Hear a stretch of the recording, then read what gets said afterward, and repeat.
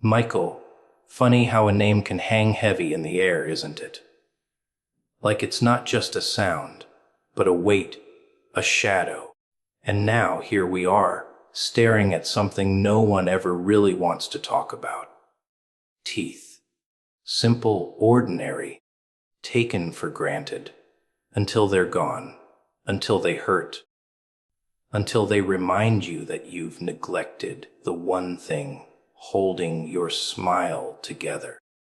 People think teeth are just decoration, a part of the face you show the world, but they're so much more. They're a record, a diary written in enamel, each crack and stain telling a story about what you've swallowed, what you've endured, what you've ignored. Teeth. People think they're just there for chewing, for smiling, for showing the world you're fine. But they're more than that. They're records. Little white stones in your mouth, carrying every detail of how you've lived. You eat too much sugar, they remember. You grind them in your sleep, they remember. You neglect them, let them rot, they remember. They don't forgive. They don't forget. They're like silent witnesses stuck in your face, and every time you open your mouth, they testify against you. You think you can hide, but you can't. You cover your smile, you speak less, you hope no one notices, but deep down you notice. Every single day, and that shame, it grows heavier than the pain itself, because it's never just about teeth, is it? No, it's about the way you treat yourself. It's about self-respect, discipline, the care you give, or don't give, to the one body you're trapped in. You can polish the shoes, wear the expensive jacket, put on the perfect performance. But if you've neglected the little things that hold you together, the cracks will show. They always show. Teeth are honest, brutally honest, and they'll reveal whether you've cared or whether you've been careless. Think about it. When you lose a tooth, when one chips or aches, it's not just pain, it's a message. It's your body screaming that neglect has caught up with you. People dismiss it, shrug it off, numb it with a pill, hide it with a smile that never quite reaches their eyes. But the body knows. The mirror knows. And in the quiet moments, you know. Teeth are like little trophies of your discipline or your decay. Every cavity, every fracture, it's a story. Not about food, not about time, but about you. And what do people do when they're confronted with this truth? They laugh it off. It's just teeth. Just teeth. No, it's not just teeth. It's the symbol of whether you take yourself seriously or not. If you can't care for what's right there, staring back at you every morning, what else are you ignoring? What else are you letting rot quietly behind the curtain while you pretend everything's fine? Because the little things always become the big things, and by the time you notice, it's too late. That's how discipline works. It's not about the grand gestures. It's about the daily details, the things no one sees, but everyone eventually feels. When you're young, you think you're invincible. You think you can abuse yourself, push it off, deal with it later. Later becomes tomorrow. Tomorrow becomes next year. Next year becomes too late. And your teeth, those little soldiers, they collapse one by one, not from age, but from neglect. And you stand there wondering why, pretending you didn't see it coming. But you did. Deep down, you always did. Teeth don't break in silence. They warn you. The ache starts soft, the signs are gentle, but you chose not to listen. You chose convenience over care, excuses over responsibility. And now, here you are, paying the price. The discipline you refuse with your teeth, you refuse with everything. It's a pattern, a reflection. You don't brush, you don't floss, you don't check in. The same way you don't work on yourself. Don't face the ugly truths. Don't confront the habits killing you slowly. Teeth don't lie. They mirror your choices. Strong, clean, sharp. They show care, discipline, control. Broken, rotting, missing. They scream neglect, avoidance, weakness. They tell the world who you are, even when your words try to tell a different story. And that's why teeth are more than bones in your mouth. They're the proof of what you've done with your time. The little things you didn't think mattered come back with teeth. Literally. You can replace a car, buy new clothes, even fake a personality. But these bones, they're yours. They belong to your story. You can't swap them out without the scars showing. And every scar whispers your truth, whether you want it revealed or not. Neglect never vanishes, it lingers. It waits in the shadows, patient, quiet, smiling at you while you pretend it isn't there. You think you can skip over the little duties, push aside the responsibilities, delay the choices that feel too small to matter. And yet those tiny, ignored moments always return. They come back bigger, heavier, louder. You see, neglect has a way of keeping score, and sooner or later it collects. It's not sudden, it's not dramatic. No, it's slow, creeping, like rot under fresh paint. You keep brushing over the surface, convincing yourself the problem's gone. But beneath it spreads, festers, eats away until one day the mask falls, and the decay laughs in your face. People imagine consequences as explosions, as big disasters that strike without warning. That's a comforting lie. The truth is much more unsettling. Consequences are whispers at first, warnings so small you almost convince yourself they don't exist. A skipped appointment, a lie to yourself, a promise broken quietly. But the pattern builds. Each time you look away, it grows. Each time you say, tomorrow, it sharpens its teeth. And when tomorrow finally runs out, you realize the monster you fed was made of your own neglect. You can numb it for a while, distract yourself with pleasures, hide behind noise, drown it out with excuses, but it always returns. It shows up in the body breaking down earlier than it should. It shows up in the dreams you never reached because you delayed too long. It shows up in relationships, in trust eroded, in respect that slipped away when you weren't looking. And you wonder why things collapse, why pain comes, why life feels unfair. But life isn't unfair. It's exact. It's precise. It returns what you've planted. And neglect. Neglect is a seed that always blooms into poison. Think of the people who spend years pretending everything is fine. They smile in public, laugh at the right times, keep the mask polished. But inside they know. The mirror knows. The silence at night knows. They can't escape that whisper, the one that reminds them of the things left undone, the duties abandoned, the care refused.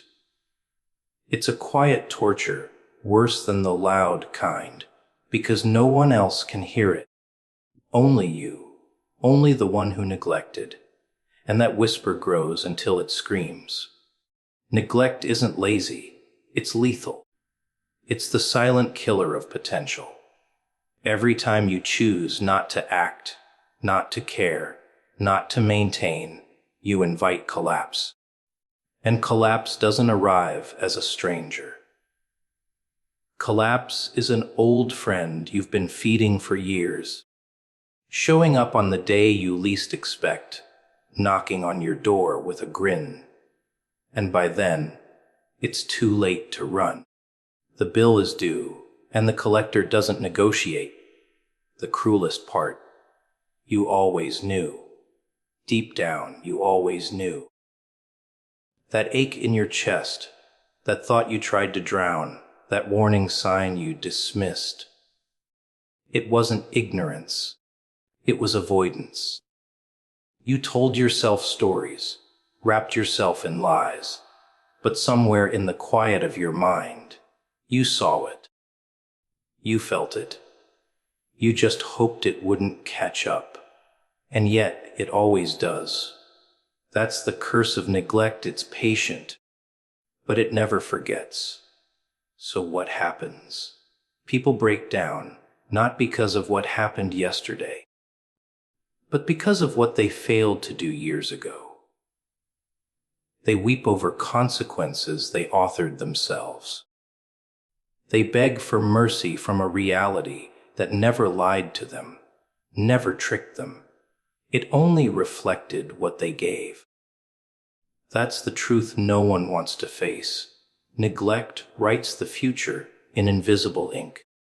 And by the time the words reveal themselves, the story is already written. And when it finally reveals itself, when the mask can't hold, when the decay crawls into the light, there is no pretending anymore. The world sees what you've ignored.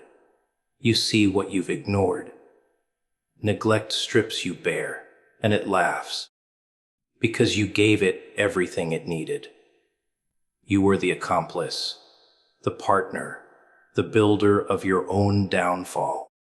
And all it took was looking away, again and again, until there was nothing left to look at but the ruin.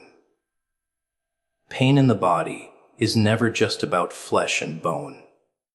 It's a language, a code, a cruel little reminder that something deeper is wrong. You feel it in your teeth, in your back, in your chest, and you think it's physical, but no, it's a reflection. The body doesn't invent suffering out of nowhere. It echoes the truth you've been ignoring.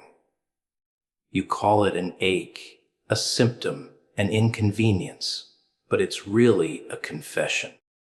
Every throb, every sting, every shiver is your body, whispering about the choices you've made, the lies you've told yourself, the weight you've been carrying.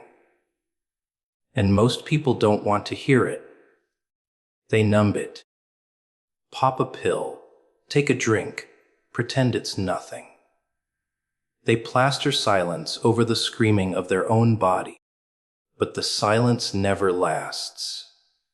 Because you can drown the noise for a moment, but you can't silence the truth forever. The body will speak again, louder this time, more vicious, more demanding. Until it doesn't whisper anymore, it roars. And by then, the damage is too obvious to ignore. That's the trick about pain. It's patient, but it's relentless. Look at the way people move through life.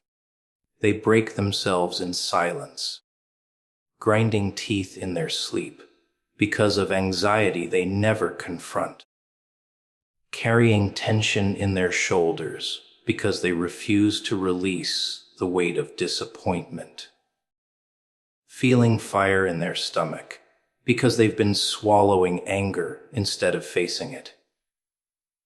Pain doesn't lie. It doesn't care about the mask you wear in public or the excuses you tell yourself at night. Pain is the truth written in nerves and bone. And when it comes to shame, oh, the body loves to betray you. You smile less because you're hiding. You slouch because you don't want to be seen. Your eyes dart away because you can't hold the gaze of someone who might see through you. That's pain too, not in the obvious bleeding or bruising, but in the quiet, invisible ways you shrink yourself.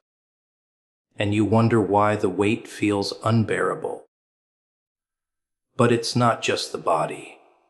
It's the soul trying to drag your attention back to what you've been avoiding. The cruelest part is that the body doesn't argue. It doesn't negotiate.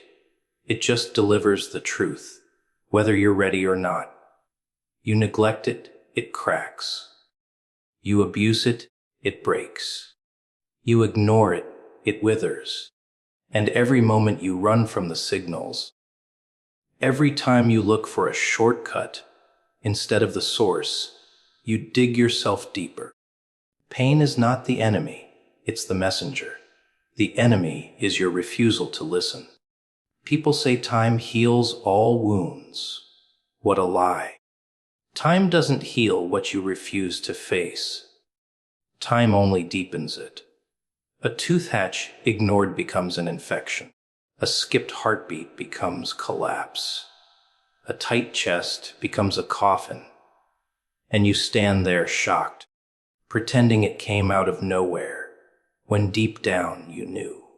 You always knew. Pain doesn't sneak, it warns. But warnings are only useful if you pay attention. The truth is, the body is loyal. It takes abuse, it takes neglect, it takes punishment, far longer than it should. But loyalty doesn't mean immortality. Eventually, it reaches the breaking point. And when it does, it's merciless. No plea, no prayer, no excuse can erase the years you spent ignoring the signs. That's why so many weep, not because the body betrayed them, but because they betrayed the body first. And here's the irony: pain is the greatest teacher, but no one wants to sit in its classroom. They drop out, escape, run to distractions. But the lesson waits, always waits. Because pain isn't there to destroy you. It's there to reveal you, to strip away the lies and leave you staring at the raw truth underneath. The truth you've been avoiding in every mirror, in every quiet night, in every moment you refuse to stop and listen. So when the body screams, when the nerves burn, when the heart pounds too loud, it's not just biology, it's biography. It's your story, written in blood and bone, reminding you of the choices you've made. Every ache is a word, every scar is a sentence, and together they form a book you can't throw away. You can hide it, deny it, pretend it isn't there, but the pages will keep turning, whether you like it or not. Shame is a funny thing. It doesn't scream, it whispers. It doesn't show itself in the open. It hides behind your smile, behind the jokes you tell, behind the way you force yourself to act like nothing's wrong. You think you're fooling the world, but really, you're only fooling yourself. Because every time you try to laugh, every time you pull your lips tight to cover what you don't want them to see, shame is there, pulling the strings. It's not just about vanity. It's not just about appearance. It's about the weight of knowing you've let something rot, and now it shows.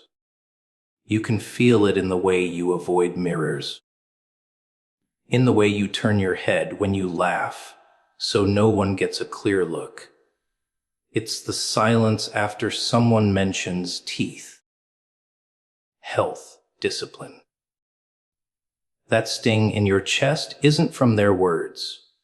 It's from your own reflection bouncing back at you. Shame isn't about what they see. Shame is about what you see and what you can't stand to admit. You know the truth, even if you bury it under excuses, and the truth eats at you, little by little, like acid on the inside. It's easy to hide from strangers. They don't know your story. They won't notice the cracks. But you can't hide from the people closest to you, and you can't hide from yourself. Every smile you suppress, every laugh you cut short, every photograph you avoid, it's a prison you build with your own hands. And the worst part, you hold the key, but you refuse to use it, because using it means admitting the problem exists. It means facing what you'd rather not. Shame teaches you to shrink, to take up less space.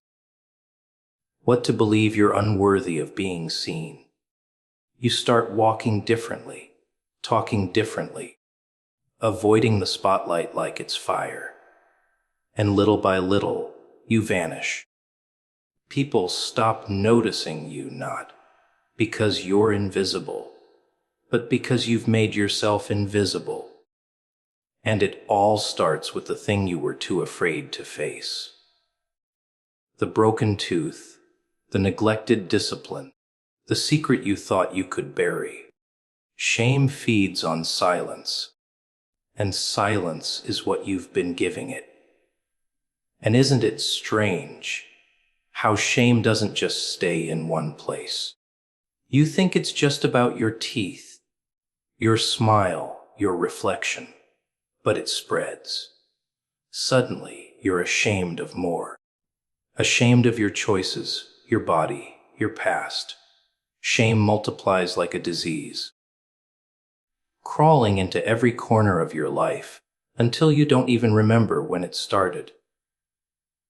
One crack becomes a canyon. One secret becomes a prison. And still you hide. Still you laugh when you don't want to. Still you pretend. The irony is, shame only has power when you feed it. The moment you expose it, the moment you stop covering it up, it loses its bite. But that's the last thing people want to do. Because exposure feels like death. It feels like tearing open the wound in front of the whole world. So you keep it tucked away, thinking you're safe. But the hiding is what's killing you. The shame doesn't disappear, it festers. And it twists every part of who you are until you don't even recognize yourself anymore. You can put on the best act. You can smile, dress well, speak with confidence. People might even believe you. But you know the truth. You know the thing you're hiding, the thing you've buried under layers of performance. And every night, when it's quiet, when the mask comes off and it's just you and the mirror, the shame stares back. It doesn't blink. It doesn't soften. It waits. And you can't escape it, no matter how hard you try. That's the thing about shame. It doesn't need to shout to ruin you. It just needs to sit quietly in the corner, reminding you of what you don't want to face. And you can numb it, distract yourself, even convince yourself it's gone for a while. But the second someone looks too closely, the second a laugh feels too wide, it rushes back, stronger than ever. Shame is a chain, and most people choose to keep it locked around their necks, rather than face the discomfort of breaking it. Consequences don't knock politely. They break down the door. They don't ask if you're ready. They don't care if you've planned for them. They just arrive, dragging every choice you made along with them. People like to pretend consequences are random, that life is unfair, that bad luck just falls from the sky. But that's a comfortable lie. The truth is that every moment you ignored, every warning you brushed aside, every small crack you thought didn't matter, was building into this. You laid the foundation for your own collapse, brick by brick, with neglect as the mortar. And it never happens suddenly. That's what makes it so cruel. It's not lightning striking out of nowhere. It's a slow drip. The roof leaks. The wood rots. The termites eat away. And you keep telling yourself you'll fix it tomorrow. But tomorrow never comes. And then one day, the whole house caves in. And you stand in the rubble pretending it was fate, when it was really just you looking away too many times. Consequences aren't accidents. They're debt collectors. And debt always comes due. Think about the people who collapse under the weight of their own lives. They don't fall because of one big blow. They fall because of 1,000 little cuts, ignored and untreated. They fall because they let shame grow, because they let pain whisper without listening, because they thought they could outrun the truth. But the truth doesn't need to chase. It waits.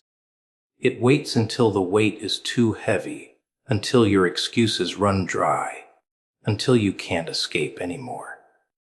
And then it slams you. Merciless, unforgiving, inevitable. What makes consequences so terrifying is how precise they are. They don't punish you for what you didn't do. They punish you for exactly what you neglected. A rotten tooth doesn't punish your legs. A broken heart doesn't punish your skin. Each one hits exactly where you ignored it. Like a sniper's bullet, no wasted shots. The body, the mind, the soul, they all keep score. And when they finally tally it up, you get the bill. A bill you can't argue with, can't bargain down, can't ignore anymore. And here's the twisted part. People always know. They pretend they don't, but deep down they do. The ache in the back, the guilt in the chest, the sting of shame, it's all there, all the time. You knew the teeth were rotting. You knew the habits were poison. You knew the silence was eating you alive. But you told yourself stories. You said you'd fix it later. You said it wasn't that bad. You said you could handle it. But later turns into never, and not that bad turns into unbearable, and handling it turns into drowning under it. Consequences don't care about your stories. They only care about the truth. You see it in people's faces when it finally hits. That look of disbelief, that shock, as if they never saw it coming. But they did. They just chose blindness over sight. They chose lies over truth. They chose comfort over responsibility. And when the price shows up, they cry about how unfair it is. But fairness has nothing to do with it. It's not unfair, it's exact. Life is an accountant, and it doesn't miss a single number. You can run, you can hide, you can distract yourself for years, but the collection always comes. Sometimes it's your health, sometimes it's your dreams, Sometimes it's the relationships you let rot in silence. But it always shows. It always lands. And when it does, there's no escaping the fact that you built this with your own hands. That's the cruel truth most people can't handle. It wasn't random. It wasn't fate. It was them. And the scariest part, consequences don't need you to believe in them to exist. You can deny them, laugh at them, shrug them off, and they'll still come. They don't fade. They don't weaken. They grow stronger in your denial. And when they finally hit, they hit harder than you ever thought possible. Because consequences don't arrive as strangers. They arrive as old friends, carrying every piece of neglect you've been feeding them, ready to show you exactly who you've been all along. People talk about miracles like they're wrapped in gold and light, descending from the sky with trumpets playing, some shining answer to all their prayers. But that's just another sweet story for children to keep them quiet at night. A real miracle doesn't come dressed in white. It doesn't announce itself with glittering signs. No, it slips in quietly, almost unnoticed, while you're too distracted chasing something else. Miracles aren't handed to you on a silver plate. They arrive disguised as chaos, wrapped in pain, camouflaged in struggle. They look like disasters at first, like the very thing you never wanted, until time pulls back the curtain and shows you that the monster was really the teacher. But here's the tragedy. Most people miss it. They're too busy complaining, too busy wishing for something else, too busy cursing the storm to notice that hidden in the storm's fury was the very seed of transformation they've been begging for. Miracles don't scream, they whisper. And if your ears are clogged with self-pity and your eyes glued shut by fear, you'll never see them. You'll wave them away like inconveniences, only to realize years later that you had the key in your hand, and you dropped it because it wasn't shiny enough. Think about it. When does a person actually change? When everything's comfortable. When life is soft, smooth, predictable. No, change doesn't bloom in comfort. It blooms in crisis. Growth doesn't come in the sunshine, it comes in the storm. The miracle isn't the escape from pain. It's the gift hidden in the pain itself. The betrayal that taught you who was real. The failure that showed you where your strength lived. The heartbreak that cracked you open so light could finally seep in. But people are too impatient, too blind, too desperate for shortcuts. So they curse what they should have blessed. They run from what they should have embraced. Miracles have a cruel sense of humor. They arrive in ways that make you doubt, make you scream, make you question everything. They make you bleed first. They strip you down, burn away the illusions, leave you raw and trembling, and then, only then, do they show you the truth. It's not pretty. It's not easy. It's not wrapped in sugar. But it's real. That's the price of a miracle: pain first, clarity after. And most people quit before they get to the clarity, so they miss it entirely. You want to see a miracle. Look at someone who was broken, shattered into pieces, and still found the will to rise. That's not luck. That's not coincidence. That's transformation. That's the kind of miracle no church choir sings about, no fairy tale ever bothers with. It's ugly, it's messy, it's filled with scars and screams, but it's the kind that lasts.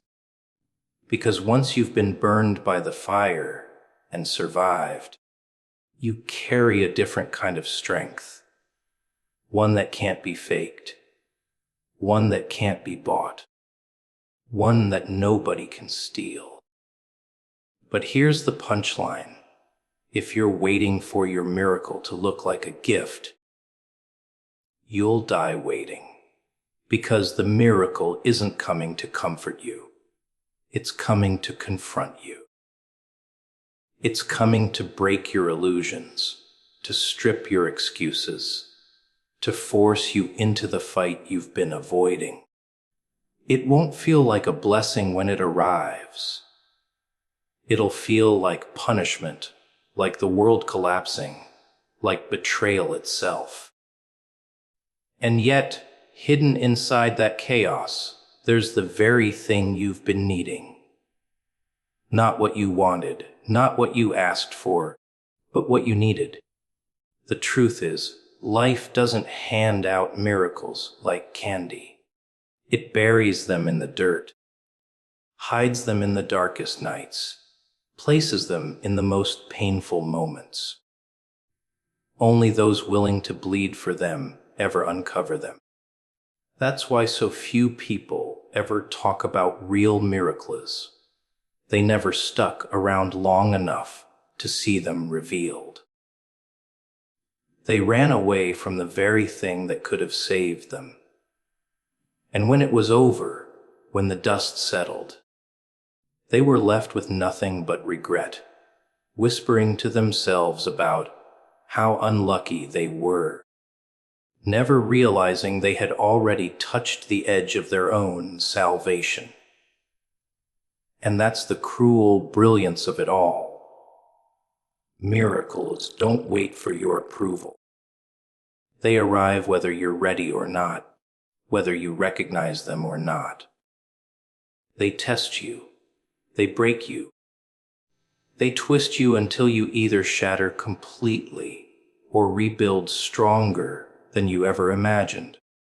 Most people choose the first option. But for the rare ones, the chosen ones, the ones willing to endure the fire and see it through, the miracle reveals itself, not in a flash, not in a moment, but in the slow, undeniable transformation of who they become.